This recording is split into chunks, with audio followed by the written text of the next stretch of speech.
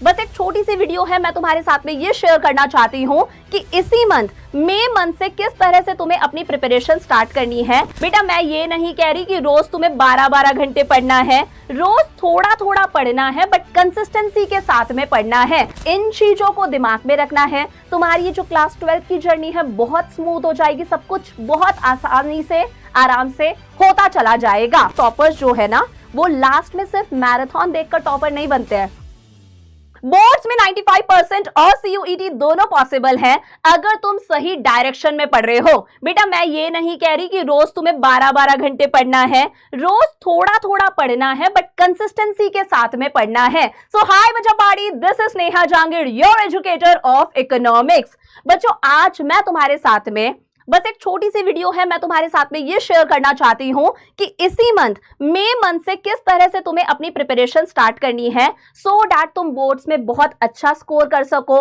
End moment पर तुम panic ना करो और साथ साथ में तुम्हारी CUET की भी प्रिपरेशन हो जाए, क्योंकि बोर्ड्स के बाद में बेटा CUET का प्रिपेयर करने के लिए तुम्हें सिर्फ और सिर्फ 1 मंथ मिलता है। सो फटाफट से शुरू करते हैं। देखो मैं तुम्हारे साथ में सिर्फ और सिर्फ 4 पॉइंट शेयर करने वाली हूँ, तुम्हें इन चीजों को दिमाग में रखना है। तुम्हारी ये जो क्लास 12 की जर्नी है बहुत स्मूथ हो जाएगी, सब कुछ बहुत आसानी से आराम से होता चला जाएगा। सो नंबर 1 चीज है मई मंथ से कैसे स्टार्ट करना है, इसी मंथ से किस तरह से तुम्हें अपनी प्रिपरेशन स्टार्ट करनी है। सेकंड है भैया बोर्ड्स के साथ में CUET कैसे मैनेज करना है।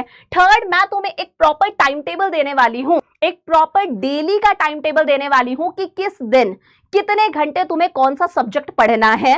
और लास्ट है कुछ कॉमन मिस्टेक्स जो अक्सर क्लास 12 के बच्चे करते हैं बट तुम्हें नहीं करनी है। सो बेटा नंबर 1 पॉइंटर आता है हमारे पास में मई मंथ से कैसे स्टार्ट करना है। सो बेटा चीजों को स्टार्ट करने से पहले तुम्हारे दिमाग में एक प्रॉपर क्लैरिटी होनी चाहिए। You should be clear about your resources. अब रिसोर्सेस में 2 चीजें आती हैं। पहला है बेटा कौन सी बुक्स तुम्हें फॉलो करनी है। देखो बहुत सारे स्कूल्स के अंदर NCERT के बजाय अलग अलग तरह की रेफरेंस बुक्स यूज करी जाती है। So you should be clear in your mind कि तुम्हें कौन सी रेफरेंस बुक यूज करनी है। तुम वही रेफरेंस बुक खरीदना जो तुम्हारे स्कूल वाले सजेस्ट कर रहे हैं। अकाउंट्स के लिए अगर स्कूल वाले बोल रहे हैं TS ग्रेवाल खरीदो तो वही खरीदना। इको के लिए स्कूल वाले बोल रहे हैं संदीप गर्ग खरीदो तो संदीप गर्ग ही खरीदना। सो पहली चीज है दिमाग में क्लैरिटी होनी चाहिए कि कौन सी रेफरेंस बुक तुम यूज करने वाले हो। तुम्हें 10-10 रेफरेंस बुक्स नहीं खरीदनी है, जस्ट एक रेफरेंस बुक खरीदो हर सब्जेक्ट की। शुरू से लेकर एंड तक तुम्हें उसी किताब से पढ़ना है, उसी किताब के सारे बैक क्वेश्चंस की तुम्हें प्रैक्टिस करनी है। सेकंड आता है भैया अपना टीचर चूज कर लो, टीचर सिलेक्ट कर लो। अगर स्कूल में बहुत बढ़िया पढ़ाई होती है तो स्कूल के टीचर्स के साथ में बढ़िया तरीके से पढ़ते रहो, साथ साथ में अपनी सेल्फ स्टडी कर लेना। नहीं तो तुम ऑफलाइन कोचिंग सिलेक्ट करते हो, तुम बहुत सारे ऑनलाइन बैचेस खरीदते हो, तुम में से बहुत सारे बच्चे हमारे परिश्रम बैच के भी होंगे, या फिर तुम हो सकता है यूट्यूब पर किसी टीचर से पढ़ते हो। तो चूज योर फैकल्टी वाइसली। एक ऐसे टीचर को तुम चूज करो जिन्हें प्रॉपर सब्जेक्ट नॉलेज भी है, अच्छा एक्सपीरियंस है, सारी चीजें डिटेल में पढ़ा देते हैं, ऊपर ऊपर से नहीं। और उस टीचर के साथ में तुम्हारी प्रॉपर ट्यूनिंग सेट होनी चाहिए। तो शुरू में ही अपने टीचर को पसंद कर लो, उनके पीछे के वीडियोस वगैरह देख लो, तुम्हें एक आइडिया लग जाएगा। ठीक है, पहला काम हो गया। अब क्लैरिटी है, एकदम हम सिस्टमैटिकली पढ़ने वाले हैं। सेकंड चीज आती है बेटा तुमने करी स्कूल या फिर कोचिंग के अंदर पढ़ाई। अब बहुत बार बच्चों का दिमाग ऐसे होता है कि यार टीचर स्कूल में लाख अच्छा पढ़ा रहा है बट तुम वहां पर कॉन्सेंट्रेट ही नहीं करते। तुम्हारे दिमाग में ही रहता है यार मैं तो कोचिंग के अंदर पढ़ लूंगा, मैं तो मेरे ऑनलाइन बैच के अंदर या फिर उस यूट्यूब पर उस टीचर से पढ़ लूंगा। बेटा 50% काम तो तुम्हारा वही हो जाता है जब तुम स्कूल के टीचर को ही अच्छे से सुन लो। तो जो भी तुम्हारा बैच है, स्कूल के टीचर हैं, जब वो पढ़ा रहे हैं एकदम फोकस के साथ में, प्रेजेंस ऑफ माइंड की भैया तुम वहीं प्रेजेंट हो, पीछे बैठे हुए तुम लंच नहीं खा रहे हो, गप्पे नहीं मार रहे हो, वहां पर तुम्हें अच्छे से पढ़ना है। अब सिर्फ सामने वाले टीचर का पढ़ाया हुआ ही इनफ नहीं है, you have to do your self study. जब भी तुम्हारा कोई एक चैप्टर कंप्लीट हो गया है, मैं इको की टीचर हूं, इको का एग्जांपल लेती हूँ, सपोज नेशनल इनकम का एक चैप्टर तुम्हारा कंप्लीट हो गया। अब बेटा तुम्हें उस चैप्टर की क्या करनी है, सेल्फ स्टडी करनी है। तुम्हारे पास में अपनी रेफरेंस बुक है, उस रेफरेंस बुक से उस चैप्टर को तुम्हें खुद पढ़ना है। कोई भी डाउट आ रहा है तुरंत अंडरलाइन कर लो, तुरंत उस डाउट को अपने टीचर के साथ में क्लियर कर लो, उस डाउट को साथ में लेकर मत बैठना। और साथ साथ में बेटा तुम्हें कंसिस्टेंट रहना है। हो सकता है ये वीडियो तुम देखोगे, 5 दिन के लिए तुम बहुत कंसिस्टेंसी के साथ में पढ़ाई करोगे, छठे दिन कंसिस्टेंसी तुम्हारी हवा में गई। तो इस तरह से नहीं करना। टॉपर्स जो है ना, वो लास्ट में सिर्फ मैराथन देखकर टॉपर नहीं बनते हैं, वो पूरे साल 2-2 3-3 घंटा पढ़ते हैं, वो कंसिस्टेंट रहते हैं, सिर्फ मैराथन्स पर डिपेंडेंट नहीं रहना है। सो बी कंसिस्टेंट, डेली थोड़ा थोड़ा 1-1 2-2 घंटे तुम्हें पढ़ते जाना है, सेल्फ स्टडी करनी है। उसके अलावा बेटा मेक योर ओन नोट्स। तुम्हारे टीचर्स तुम्हें नोट्स देंगे, हम तुम्हें नोट्स देंगे, but you have to make your own notes. जितना बढ़िया समझ में खुद के नोट से आता है, जितना बढ़िया रिवीजन खुद के नोट से होता है ना, उतना बढ़िया रिवीजन किसी भी टीचर के नोट से नहीं होता। तो अपने खुद के डिटेल्ड नोट्स बनाने हैं। साथ साथ में एक काम करा करो, अपने रिविजनरी क्रिस्प नोट्स भी बनाया करो, जो एंड मोमेंट पर सिर्फ और सिर्फ रिविजन ऊपर से देखने के लिए काम में आए। सो ये पहला पॉइंट हो गया कि किस तरह से इसी मन से तुम्हें अपनी पढ़ाई स्टार्ट करनी है। आई होप यहां तक सब क्लियर है। अब बेटा अगली बात आती है कि बोर्ड्स प्लस सीयूईटी को साथ साथ में कैसे मैनेज करना है। तो देखो, सबसे पहली बात, मान लो जैसे ही तुम्हारे कोचिंग में तुम्हारे बैच के अंदर कोई भी चैप्टर कंप्लीट हो गया, से नेशनल इनकम का एक चैप्टर कंप्लीट हो गया, जब ये चैप्टर कंप्लीट हो जाए तुम्हें अपनी रेफरेंस बुक से इस चैप्टर के सारे बैक क्वेश्चंस की प्रैक्टिस करनी है। जो भी तुम रेफरेंस बुक फॉलो करते हो उसके अंदर बहुत सारे थ्योरेटिकल प्लस प्रैक्टिकल क्वेश्चंस हैं, एमसीक्यूज हैं, असर्शन रीजन के क्वेश्चन है, स्टेटमेंट्स वाले क्वेश्चन है, शॉर्ट क्वेश्चंस है, लॉन्ग फॉर्म क्वेश्चंस हैं, बहुत सारे पीवाईक्यूज हैं। इन क्वेश्चंस की तुम्हें बढ़िया तरीके से प्रैक्टिस करनी है। चैप्टर पूरा पक्का हो गया रेफरेंस बुक से। अब बेटा यहां तक की जो तैयारी है that is for board exams. तुम्हें तैयारी साथ साथ में सीयूईटी की भी करनी है। और एनटीए सीयूईटी के अंदर सिर्फ और सिर्फ क्वेश्चंस कहां से देता है? एनसीईआरटी से देता है। कोई एक्स्ट्रा मेहनत नहीं है, एनसीईआरटी की एज इट इज लाइंस उठकर आती है। तो जब जो चैप्टर तुम्हारा कंप्लीट हो जाता है, तुम्हें प्रॉपर एनसीईआरटी की रीडिंग करनी है। एनसीईआरटी खरीद कर रख लो, बहुत ही सस्ती सी आती है, नहीं तो गूगल पर भी पीडीएफ अवेलेबल है, वहां से पीडीएफ डाउनलोड करके तुम एनसीईआरटी की रीडिंग कर सकते हो। जब एनसीईआरटी के अंदर जो डाउट आए साथ साथ में अपने टीचर से पूछते जाओ, सो दैट डाउट्स आगे तक ना रहे और तुम्हारा कॉन्फिडेंस हमेशा हाई रहे। सो एनसीईआरटी मस्ट है। अगर सीयूईटी तुम्हारा टारगेट है, साथ साथ में पढ़ते जाना। उसके अलावा बेटा अब तुम्हें प्रैक्टिस कैसे करनी है, देखो बोर्ड्स के लिए बता रही हूं, पिछले 5 साल के प्रीवियस ईयर क्वेश्चंस का तुम प्रिंट आउट निकाल लो, और जैसे ही जो चैप्टर कंप्लीट हुआ है, सपोज नेशनल इनकम का एक चैप्टर कंप्लीट हो गया, तो उसके सारे पीवाईक्यूज तुमने साथ साथ में प्रैक्टिस कर ली और टिक कर दिया करो, सो दैट अगली बार ही पता रहे कि हाँ भैया ये क्वेश्चंस तो हम ऑलरेडी कर चुके हैं। इसी तरह से 2022 से एनटीए सीयूईटी कंडक्ट करा रहा है, तो सीयूईटी के भी पीवाईक्यूज निकलवा लो। जब जो चैप्टर हो गया है साथ साथ में उसके पीवाईक्यूज की प्रैक्टिस करते जाओ, टिक लगा दो, तो यू विल बी लाइक कि भैया ये चैप्टर तो हमें पूरी तरीके से आता है। रेफरेंस बुक भी हो गई, एनसीईआरटी भी हो गई, दोनों तरह के पीवाईक्यूज भी हो गए, पूछ लो जहां से क्वेश्चन पूछना है। तो इस तरह से तुम्हें हर चैप्टर पढ़ना है कि कहीं से भी क्वेश्चन आ जाए तुम कर सको। ठीक है मैम, सब कुछ सॉर्टेड है। अब बेटा तीसरा, मैं तुम्हारे साथ में एक डेली का टाइम टेबल शेयर करने वाली हूं। मैं तुम्हें कोई सुबह जल्दी उठने को नहीं बोल रही इस वक्त, क्योंकि मई का मंथ चल रहा है। मैं ये मान रही हूं कि ठीक है तुम उठ के आराम से स्कूल जाते हो, स्कूल से तुम 2 बजे 3 बजे आ जाते हो, 3 साढ़े 3 बजे आ जाते हो लास्ट। अब इसके बाद में मैं ये मानती हूँ कि तुम आराम से रेस्ट करते हो, खाना वाना खाते हो, अपना मोबाइल इंस्टाग्राम चलाते हो, उसके बाद में तुम अपना कोचिंग जाते हो या फिर जो भी तुम्हारा बैच है।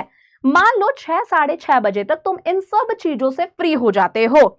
अगर तुम्हारी क्लासेस लेट होती हैं तो इस टाइम टेबल को तुम अपने अकॉर्डिंग एडजस्ट कर लेना। 6 साढ़े 6 तक तुम फ्री हो गए। मैं तुम्हें 2 स्लॉट्स दे रही हूँ सेल्फ स्टडी के। पहला स्लॉट दे रही हूं मैं शाम के 7 बजे से 8 बजे तक का 1 घंटे का।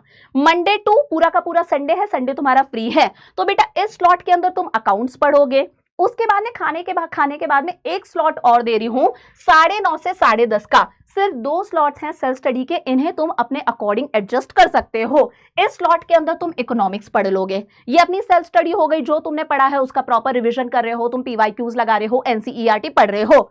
देन ट्यूसडे को बेटा अकाउंटेंसी। जिन बच्चों के पास में मैथमेटिक्स है वो थोड़ा सा टफ पड़ता है, तो तुम अकाउंट्स की जगह पर यहां पर क्या करोगे, मैथ की प्रैक्टिस करोगे। और साथ में तुम्हारा इस स्लॉट के अंदर आ गया बिजनेस स्टडीज। फिर वेडनेसडे को अकाउंटेंसी और साथ में आ गया तुम्हारा मैथमेटिक्स। अगर मैथ्स नहीं है तो इस जगह पर तुम इको कर सकते हो, तुम अपना बीएसटी कर सकते हो, इंग्लिश कर सकते हो, फिजिकल एजुकेशन, आईपी, जो तुम्हें करना है तुम कर सकते हो। देन बेटा अगेन अकाउंटेंसी और साथ में तुम्हारा इंग्लिश। फिर अकाउंटेंसी, अगर मैथमेटिक्स है तो यहां पर तुम मैथमेटिक्स करना, अकाउंट्स ऑलरेडी हो चुकी है, साथ में इको, फिर अकाउंट्स और साथ में आ गया हमारा बीएसटी। संडे को मैंने कुछ नहीं डाला, संडे को तुम अपना होमवर्क कर सकते हो, संडे को तुम अपना बैकलॉग क्लियर कर सकते हो, स्कूल में कोई टेस्ट है, कोचिंग में टेस्ट है, तुम उसकी प्रिपरेशन कर सकते हो। इसके अलावा भी मैंने सिर्फ 2 घंटे सेल्फ स्टडी के दिए हैं, तुम्हें और टाइम मिलता है। मैं बहुत अच्छे से जानती हूँ स्कूल में हर पीरियड के अंदर पढ़ाई नहीं होती, बहुत सारे फ्री पीरियड्स भी मिलते हैं। तुम अपना होमवर्क उन फ्री पीरियड्स के अंदर भी कंप्लीट कर सकते हो। कभी तुम्हारी कोई भी क्लास कैंसिल होती है कोचिंग वगैरह की, बैच वगैरह की, तुम उस टाइम पर भी अपना होमवर्क और बैकलॉग क्लियर कर सकते हो। So it all depends on you. इस टाइम टेबल को तुम अपने अकॉर्डिंग एडजस्ट कर लेना, कैसे भी करके तुम्हें 2 स्लॉट्स अपने सेल्फ स्टडी के पढ़ने के लिए डालने हैं। आखिरी आता है बेटा, कौन कौन सी कॉमन मिस्टेक्स हैं जो अक्सर क्लास 12 का बच्चा करता है, but you don't have to do this. बेटा सबसे पहली चीज है स्टार्टिंग मंथ्स को अच्छे से वेस्ट कर देना। ये जो मई जून जुलाई बच्चे है ना, मई जून जुलाई इन मंथ्स को वेस्ट कर देते हैं। उसके बाद में बच्चा अगस्त से पढ़ाई करना स्टार्ट करता है। अब देखो होता क्या है, जब तुम अगस्त से पढ़ना स्टार्ट करते हो ना, तो स्कूल में इंटरनल एग्जाम्स होते हैं, उसका प्रेशर होता है। उसके बाद में धीरे धीरे सर्दियां आ जाती है, सर्दियों में वैसे ही पढ़ाई नहीं होती, वैसे ही उठने का मन नहीं करता। फिर शादी सीजन भी आ जाता है, दिवाली वगैरह फेस्टिव सीजन भी रहता है। फिर तुम्हें प्रोजेक्ट वर्क भी मिलता है, तुम्हारे प्रैक्टिकल्स भी होते हैं, वाइवा वगैरह भी होता है, अलग अलग तरह के प्री बोर्ड्स भी होते हैं। बहुत ज्यादा प्रेशर में आ जाओगे, इतना प्रेशर में आ जाओगे कि एनसीईआरटी तो भूल जाओ। तुम्हें लगेगा ये रेफरेंस बुक कर लूं, यही मेरे लिए बहुत है, पीवाईक्यू वगैरह सब तुम भूल जाओगे। सो बेटर है इस टाइम को अच्छे से यूज करो। इस टाइम पर बहुत बढ़िया पढ़ाई हो सकती है, पीवाईक्यूज भी लगा पाओगे, एनसीईआरटी भी कर लोगे, क्योंकि फ्री माइंड हो, दिमाग पर स्ट्रेस नहीं है। तो इन मंथ्स को तुम्हें वेस्ट नहीं करना।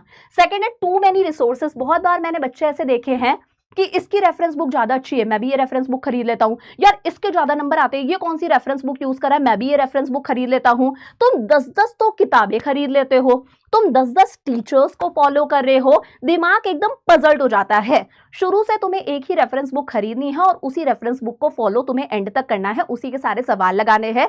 1-2 टीचर्स अपने फाइनल कर लो कि भैया इन टीचर्स से हमारी बढ़िया ट्यूनिंग सेट हो रही है, उन टीचर्स से तुम्हें पढ़ना है। 10-10 टीचर्स तुम्हें एक्सप्लोर नहीं करने हैं, सो दैट तुम पजल ना रहो। और बेटा कंपैरिजन विद अदर्स, ये तो तुम बहुत ज्यादा करते हो, अपने फ्रेंड्स के साथ में अपने आप को कंपेयर करते हो, या फिर तुम्हारे पेरेंट्स भी हो सकता है कंपेयर करते हो कि भैया इसके ज्यादा नंबर आ रहे हैं, इसका टीचर ज्यादा अच्छा है, इसकी किताब ज्यादा अच्छी है, ये कैसे पढ़ता है।